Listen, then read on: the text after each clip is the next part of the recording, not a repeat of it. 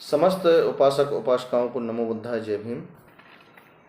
संक्षिप्त रूप में पुस्तक धम्मपद पाली हिंदी के वाचन के क्रम में तीसरा वर्ग है चित्त वग्गो। ये पूरी पुस्तक वर्गों में विभक्त है और वर्गों के अंदर गाथाएं हैं जिनमें क्रम संख्या पड़ी हुई है। गाथाएं पाली भाषा में, उनका हिंदी अनुवाद भी लिखा हुआ है। गाथाएं के श्लोक के रूप में लिखी हुई हैं। जैसे एक उदाहरण के लिए समझा रहा है कि जैसे संस्कृत में एक श्लोक होता है, उसी तरह दो दो तीन तीन लाइन के पद रूप में ये लिखी हुई हैं। तो चलिए वाचन करते हैं।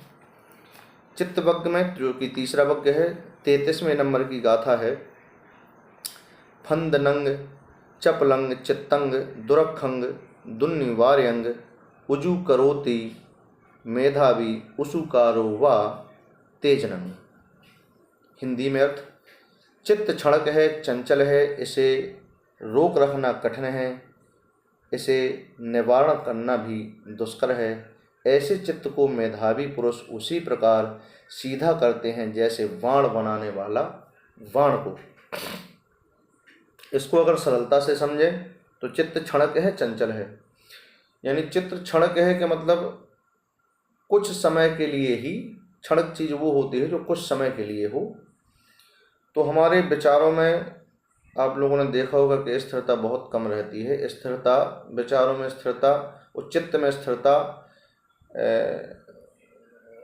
प्रबुद्ध पुरुषों के ही रहती है। साधारण व्यक्तियों की चित्त में स्थिरता बहुत कम रहती है, इसलिए इसको चंचल कहा गया है। बार बार इधर उधर भटकने वाला, रोक कर रखना कठिन है और इसका निवारण करना भी दुष्कर है। ऐसे चित्त को मेधावी पुरुष यानी बुद्धिमान लोग, प्रबुद्ध लोग उसी प्रकार सीधा करते हैं जैसे बाण बनाने वाला बाण को। बाण बनाने वाला जब बाण बनाता है तो देखता है कि जहाँ पर टेढ़ा मेढ़ा है, कहीं उभार है, तो उसको साफ करता है।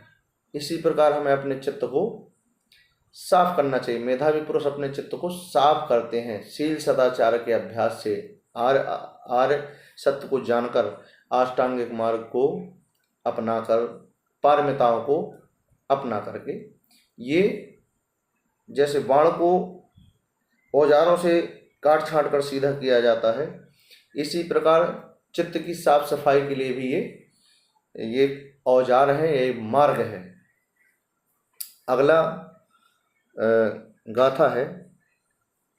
वारिजो वा थले खित्तो ओक मोकत उभ्भतो परिफंदंती दंग चित्तंग मारधेयंग पहातवे। ये 34वें नंबर की गाथा, जिसका हिंदी अर्थ: जैसे जलाशय से निकालकर स्थल में फेंक दी गई मछली वारिज तड़फड़ाती है, उसी प्रकार यह चित्त मार के फंदे से निकलने के लिए तड़फड़ाता है।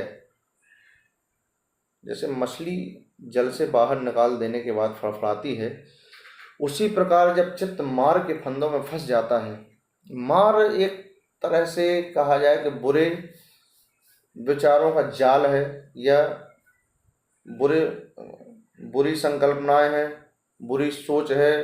कुछ गलत एक्शन करने से पहले वो एक्शन करने के लिए अपने दिमाग में वो चीज़ आना, जैसे चोरी जब चोर करता है तो एकदम नहीं पहुंचता, उसके दिमाग में पहले आती है। उसी समय अगर उसका चित्त उस नेगेटिव चीज़ से अगर जीत गया तो वो उस गलत पथ को छोड़कर सही पथ पर बढ़ जाएगा।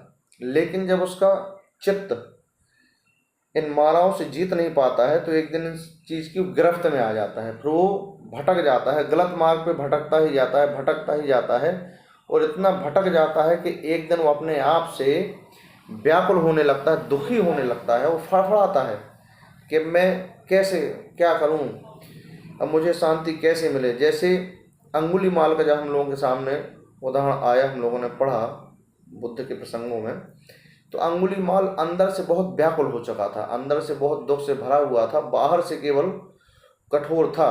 लेकिन जब उसका सामना बुद्ध से हुआ, तब उसको एहसास हुआ कि मेरे अंदर बहुत सारी पीड़ा भरी हुई है। ये जो जितने पाप कर्म जो मैं करता जा रहा हूँ, इसका प्रतिफल मुझे भुगतना पड़ेगा। अब इन चीज़ों से मैं कैसे निपटूं, फड़फड़ा रहा था। लेकिन उसके एक भय की वजह से लोग उससे डरते थे। तो जब माराओं से आदमी ग्रसित हो जाता है और चित्त माराओं से जीत नहीं पाता है, क्योंकि चित्त माराओं से तभी जीतेगा जब हम चित्त को निर्मल रखेंगे, चित्त की हम साफ सफाई करेंगे। साफ सफाई होगी अच्छे विचारों से, शील सदाचार के पालन से, आर्य सत्य को जानने से, अष्टांगिक मार्ग जानने से, उसका अनुसरण करने से, पारमिताओं को जानने से, उसका अनुसरण करने से। जब हम अपने चित्त को, मस्तिष्क को निर्मल रखेंगे तो निश्चित रूप से बुरे विचार हमें हरा नहीं पाएंगे और गलत मार्ग पे हम लोग भटक नहीं पाएंगे। आज वाचन के क्रम में केवल इतना ही। आप लोग अपने विचार और प्रतिक्रिया हमें कमेंट के माध्यम से दे सकते हैं। नमो बुद्धाय। जय।